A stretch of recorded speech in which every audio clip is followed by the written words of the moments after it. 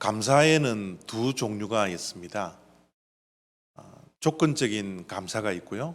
또 무조건적인 감사가 있습니다.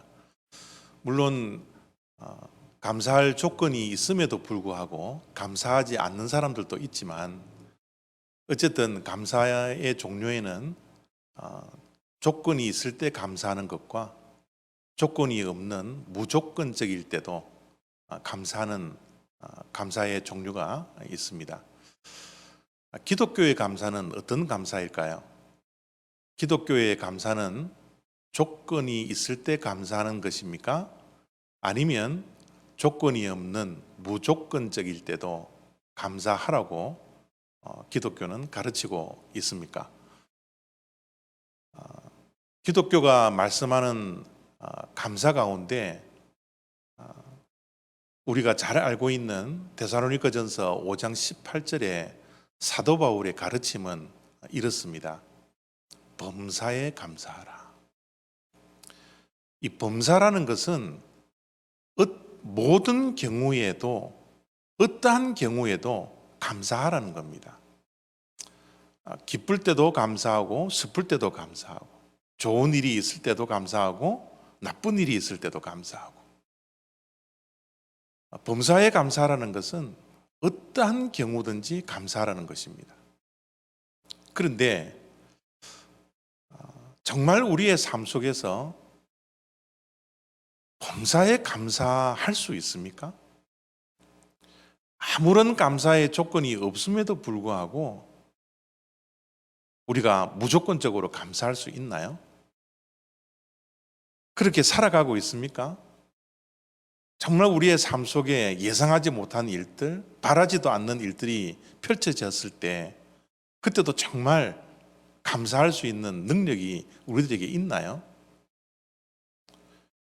사도 바울이 말씀하는 범사에 감사라는 말씀은 정말 무조건적으로 감사하라는 겁니까?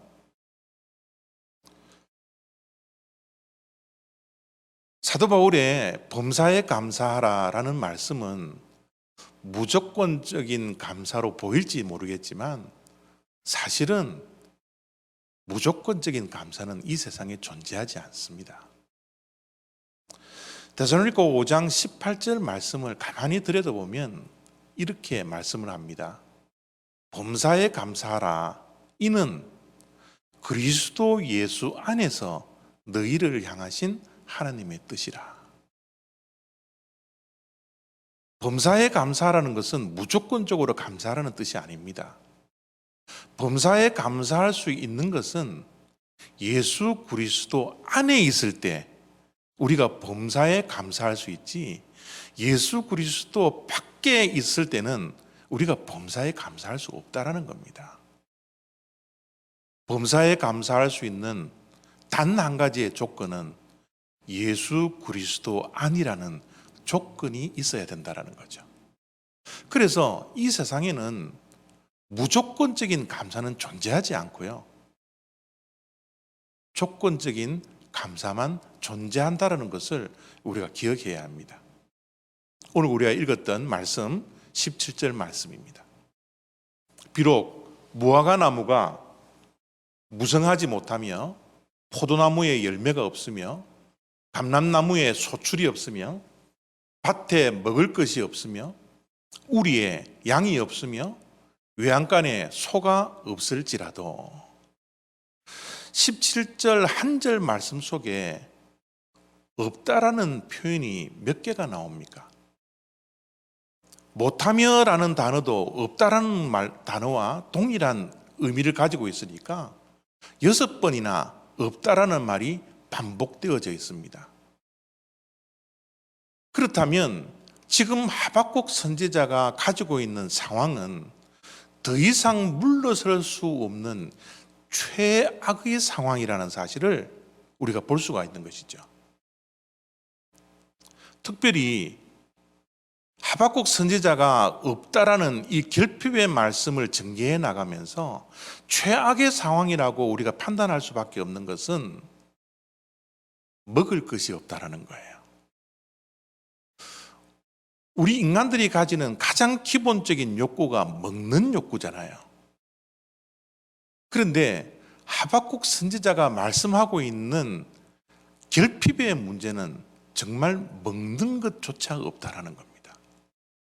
무화과 나무가 열매를 맺어야지 그것을 먹고 살 수 있는데, 포도나무에 열매가 있어야 먹고 살 수 있는데, 감람나무에 소출이 있어야 먹고 살 수 있는데 먹을 것이 하나도 존재하지 않다라는 겁니다. 밭에 먹을 것도 없습니다. 먹을 것이 없기 때문에 자기가 키우던 짐승이라도 잡아서 먹어야 하는데 짐승조차 우리에 없고요, 외양간에도 없다라는 겁니다. 그래서 지금 하박국 선지자가 말씀하고 있는 지금 현재의 상황은 정말 최악의 상황이라고 말씀할 수 있는 겁니다. 우리가 인생을 살다 보면 고민과 걱정거리가 많이 있죠. 그런데 우리가 가질 수 있는 최고의 고민이 무엇입니까? 없는 것 때문에 고민하는 거예요. 없는 것 때문에 걱정하는 겁니다. 우리가 하는 걱정과 염려와 고민 대부분은 우리가 가지지 못한 것, 남들은 가지고 있지만 내게 없는 것 때문에 우리가 걱정을 하고 있는 겁니다. 우리가 없는 것 때문에 불안하고요, 없는 것 때문에 염려하고요, 없는 것 때문에 걱정하고요, 낙심하고요, 때로는 절망하고요, 때로는 실망하고요, 또 내가 없는 것 때문에 우리는 열등감 속에 빠질 때가 있다라는 겁니다. 인생의 수많은 문제들이 없는 것 때문에 일어난다는 것, 우리의 삶 속에서 우리가 너무나 잘 알고 있지 않습니까? 저런 인생의 최악의 상황, 없는 것이 한두 개가 아닌 그 상황, 그런 상황 속에서 감사할 수 있을까요? 감사가 나올 수 있습니까? 오늘 저렇게 인생에 더 이상 물러설 수 없는 최악의 상황 속에 있었던 하박국 선지자의 고백을 한번 들어보십시오. 18절입니다. 나는 여호와로 말미암아 즐거워하며 나의 구원의 하나님으로 말미암아 기뻐하리로다. 어떻게 이럴 수가 있을까요? 인생의 최악의 상황을 맞이하고 있는 하박국 선지자가 오히려 즐거워하며 기뻐하고 있는 이런 상황이 어떻게 있을 수 있겠습니까? 저와 여러분들이 정말 없는 가운데 인생의 최악의 상황 속에서 즐거워하고 기뻐할 수 있습니까? 이 감사라는 것은 외적 표현이 있고 내적 표현이 있습니다. 이 감사의 외적 표현은 우리가 말로 표현할 때 외적 표현이 될 수 있죠. 또 땡큐 카드를 써서 드리는 것, 그것도 외적 감사의 표현이라고 말씀할 수 있습니다. 우리가 너무 감사해서 사례를 드리는 것, 그것도 외적 표현일 수 있습니다. 그러나 감사의 내적 표현은 즐거움과 기쁨으로 나오는 겁니다. 내 마음속에 감사가 있을 때 우리는 즐거워할 수 있고, 내 마음속에 내적 감사가 넘쳐날 때 우리는 기뻐할 수 있거든요. 지금 하박국이 표현하고 있는 18절의 말씀 속에서는 내적 감사가 지금 충만히 있기 때문에 즐거워하며 기뻐하고 있더라는 겁니다. 하박국 선지자가 무엇 때문에 즐거워하고 기뻐하는 내적 감사가 충만해져 있습니까? 다른 것이 아닙니다. 나는 여호와로 말미암아, 나는 여호와로 말미암아 즐거워하며 여호와로 말미암아 기뻐하리로다.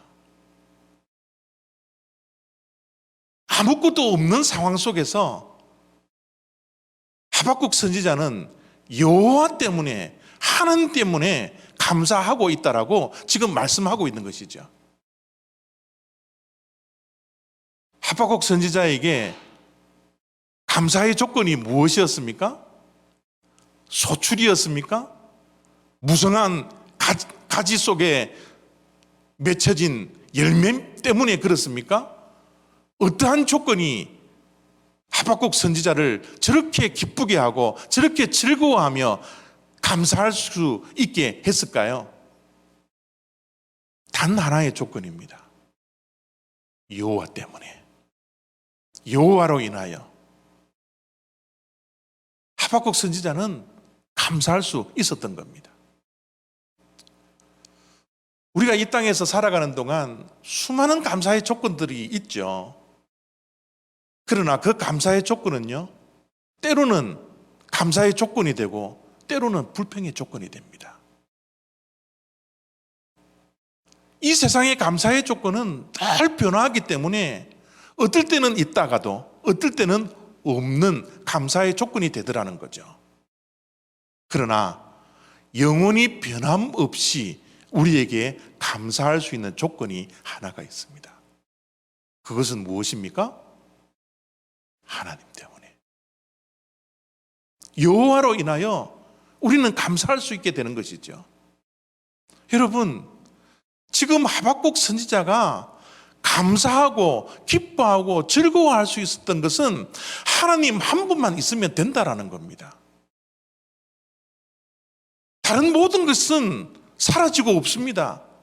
자기의 삶 속에 있어야 할 것들 없는 상황 속에 있지만, 원망하고 불평해야 할 그런 상황 속에 있지만, 슬픔 속에 눈물을 흘리며 하루하루를 지내야 하는 그런 상황 속에 있지만, 하박국 선지자는 하나님 한 분만 있으면 즐거워할 수 있고 기뻐할 수 있고 감사할 수 있다라는 겁니다. 저것이 기독교가 이야기하는 감사요, 기독교가 이야기하는 믿음이지 않을까요? 하박국은 아주 짧은 말씀입니다. 3장, 석장으로 구성된 짧은 말씀인데요, 그 가운데 하박국 2장 4절이 가장 중심 메시지입니다. 그 중심 메시지가 뭐냐 하면, 의인은 믿음으로 말미암아 살리라 라는 것이에요. 이 말씀이 너무너무 중요하기 때문에 사도 바울도 로마서에서 하박국의 말씀을 인용을 합니다. 그만큼 중요한 말씀이 하박국 2장 4절의 말씀입니다. 우리 의인들은, 하나님을 믿고 예수님을 믿는 자들은 믿음으로 말미암아 산다라는 겁니다. 그 믿음이 무엇일까요? 우리는 어떤 믿음으로 하루하루를 살아가고 있습니까? 주님 한 분만으로 만족하는 신앙입니다. 주님 한 분만 내게 있으면, 그 감사의 조건 하나만 있으면 나는 충분합니다 라는 것이 믿음으로 말미암아 살아가는 그리스도인들의 삶이라는 것을 우리가 기억해야 합니다. 다윗의 고백을 보십시오. 여호와는 나의 목자이시니 내가 부족함이 없습니다. 왜 우리가 살아갈 때 부족함이 없을까요? 왜 우리가 살아갈 때 결핍된 것이 없을 수 있을까요? 모든 것이 결핍되지 않습니까? 많은 것들이 없는 상황 속에서 우리가 살아가고 있지 않습니까? 그러나 기독교의 신앙, 기독교의 믿음은 주님 한 분만으로 만족할 수 있는 그 믿음이 진짜 믿음이지 않습니까? 예수님 한 분만으로 충분하다라는 거예요. 충분하다라는 것은 더 이상 채울 것이 없다라는 겁니다. 예수님 한 분만으로 만족하는 삶, 예수님 한 분만으로 얼마든지 행복해질 수 있는 사람들, 그 사람들이 우리 그리스도인들의 모습이지 않을까요? 지금 하박국의 감사는 다른 것에 있지 않습니다. 이 세상의 다른 조건 때문에 감사하는 것이 아니라 유일한 한 가지의 조건, 하나님 한 분만으로, 하나님 한 분만으로 충분합니다 라는 감사로 하박국은 감사하고 있는 것이죠. 예수님을 믿고 난 후 우리 믿는 자들에게 주어지는 최고의 복이 무엇입니까? 그것은 다른 것이 아닙니다. 예수님입니다. 예수님이 최고의 복이고 예수님이 우리 믿는 자들의 모든 복이 됩니다. 그것으로 이 땅에 살아가는 인생, 그것이 그리스도인들의 삶의 모습이요 우리의 인생의 발걸음이지 않습니까? 예수님을 최고의 복으로, 예수님을 우리의 삶의 모든 것으로 여기며 살아가는 자들, 우리에게 진짜 필요한 것이 무엇일까요? 우리는 다른 것이 필요하지 않는 사람들입니다. 무엇이 필요합니까? 하나님만을 더 알기 원합니다. 예수님만을 더 알기를 원합니다. 이것이 우리 믿는 자들의 인생의 발걸음이지 않을까요? 다른 것이 더 필요하지 않습니다. 내 인생의 삶 가운데 나를 사랑하시는 하나님, 그분을 더 알기를 원합니다. 하나님과 더 교제하기를 원합니다. 십자가의 그 은혜를 더 경험하기를 원합니다. 우리에게 필요한 것은 단 한 가지입니다. 하나님을 더 알기를 원하는 것. 그것이 그리스도인들의 삶이라는 것을 기억해야 합니다. 하박국 선지자는 없는 것 가운데 하나님으로 인하여, 하나님으로 말미암아 기뻐하고 즐거워했습니다. 왜 그런지 19절 말씀 속에 이렇게 기록하고 있습니다. 주 여호와는 나의 힘이시라. 나의 발을 사슴과 같게 하사 나를 나의 높은 곳으로 다니게 하시리로다. 여호와는 나의 힘입니다.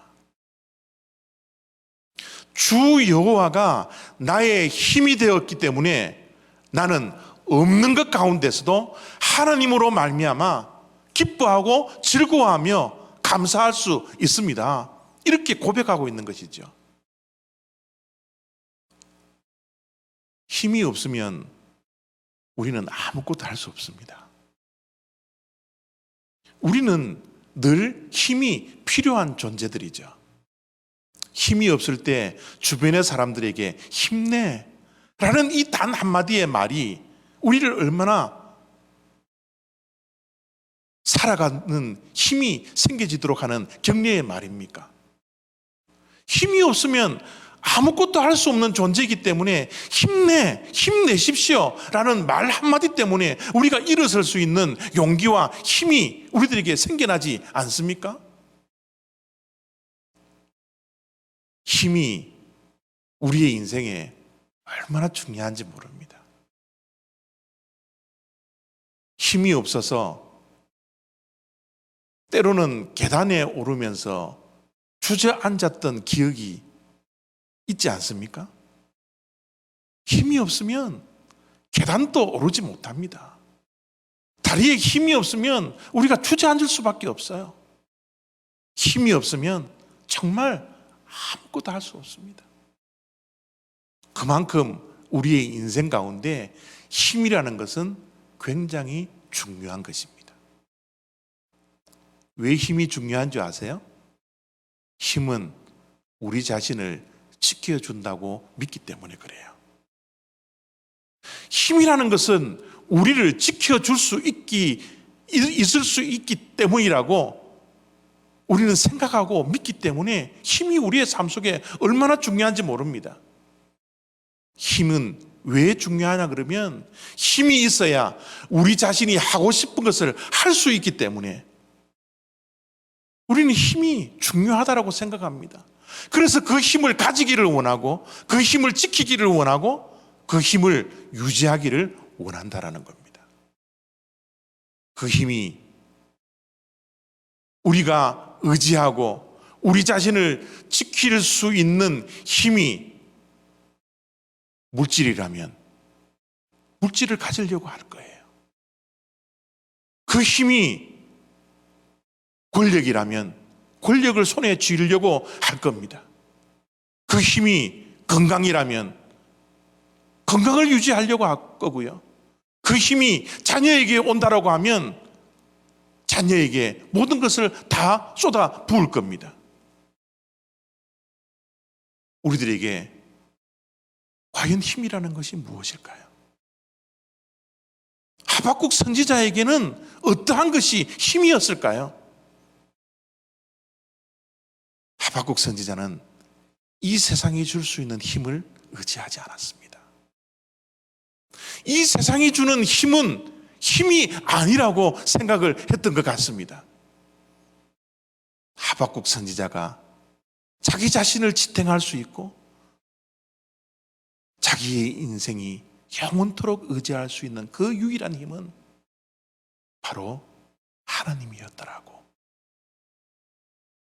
하박국 선지자는 믿고 있었던 것입니다. 왜 하나님이 하박국 선지자에게 유일한 힘이었을까요? 왜 우리 믿는 자들은 이 세상이 줄 수 있는 힘, 그것을 바라보지 아니하고 왜 우리는 하나님만을 바라보는 여호와만이 우리의 힘이라는 사실을 인정하며 살아가야 할까요? 하박국 선지자의 19절 속의 고백을 한번 들어보십시오. 주 여호와는 나의 힘이시라. 나의 발을 사슴과 같게 하사 나를 높은 곳으로 다니게 하시리로다. 방금 읽어드렸던 말씀은 무엇입니까? 과거형이에요? 현재형이에요? 미래형입니까? 미래형입니다.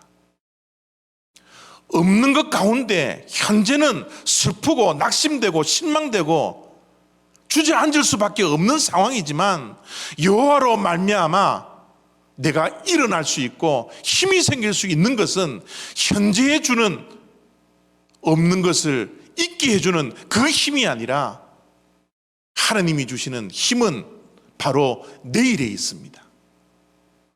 하나님께서 주시는 힘은 우리에게 꿈을 주시거든요. 하나님께서 주시는 힘은 비전을 주시거든요.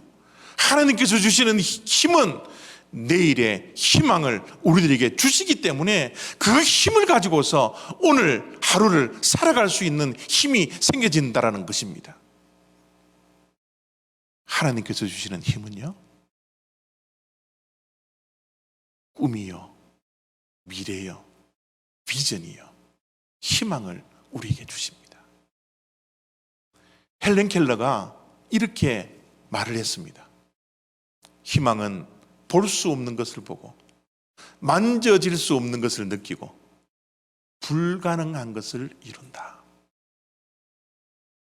희망이 없다면 볼 수 없는 것을 볼 수 없고, 희망이 없다면 만져질 수 없는 것을 느낄 수 없고, 희망이 없으면 불가능한 것을 이룰 수 없는 인생이지만 희망이 있기 때문에 저 모든 것을 가질 수 있다는 거예요. 저 희망을 줄 수 있는 분은 누구입니까? 하나님이십니다. 소망의 하나님께서 우리에게 희망을 줄 수 있는 유일한 한 분이라는 사실을 우리가 기억해야 합니다. 희망의 하나님, 소망의 하나님이 우리의 미래에, 내일에 희망을 주시기 때문에 비록 현재 내가 가진 것 없다 할지라도, 남이 가진 것 내게 없다 할지라도, 내게 있어야 할 것들 비록 없다 할지라도 희망을 주시는 하나님으로 말미암아 내가 즐거워할 수 있고 기뻐할 수 있고 하나님 때문에 감사할 수 있게 되더라는 거예요. 다음 주면 추수감사주일입니다. 추수감사주일을 맞이하면서 우리는 무엇으로 감사하고 있습니까? 지금 코비드-19의 사태가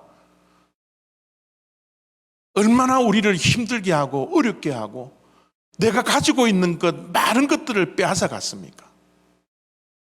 어쩌면 지금 코비드-19의 사태 속에서 하박국 선지자가 맞이하고 있는 인생의 최악의 상황 속에 있는 분들도 있을지도 모르겠습니다.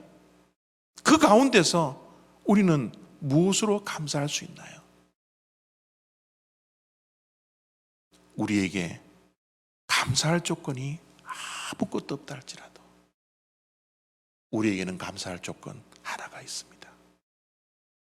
그것은 내일을 주시는 여호와 하나님입니다. 이 하나님 때문에 감사할 수 있는 인생, 저와 여러분들의 인생이 되어지기를 원합니다. 내일을 주시는 하나님, 내일의 희망이 되시는 하나님, 비록 내가 가진 것 없지만 은행에 잔고는 떨어져 가고 있지만 내일을 주시는 그 하나님으로 인하여 감사할 수 있는 감사의 조건이 우리에게 있기를 원합니다. 하나님은 어떠한 분이십니까? 어제보다 오늘이 더 낫게 하시고 오늘보다 내일을 더 행복하게 해주시고 내일보다 모레를 더 나은 인생으로 삼아주시는 분이 바로 하나님이시지 않습니까? 그 하나님이 우리가 믿는 하나님일진데 이 세상에 없어질 그런 감사의 조건 때문에 감사하는 것이 아니라 그런 감사의 조건이 하나도 내 인생에 존재하지 않더라도 내 가정 속에 없다 할지라도 내일을 주시는 하나님으로 인하여 감사할 수 있는 그 인생, 그것이 진짜 감사의 인생이지 않을까요? 내일을 주시는 하나님으로 인하여 오늘도 내일도 우리의 내면 속에 즐거움과 기쁨과 감사가 차고 넘치는 저와 여러분들의 복된 인생이 다 되시기를 바랍니다. 기도하겠습니다.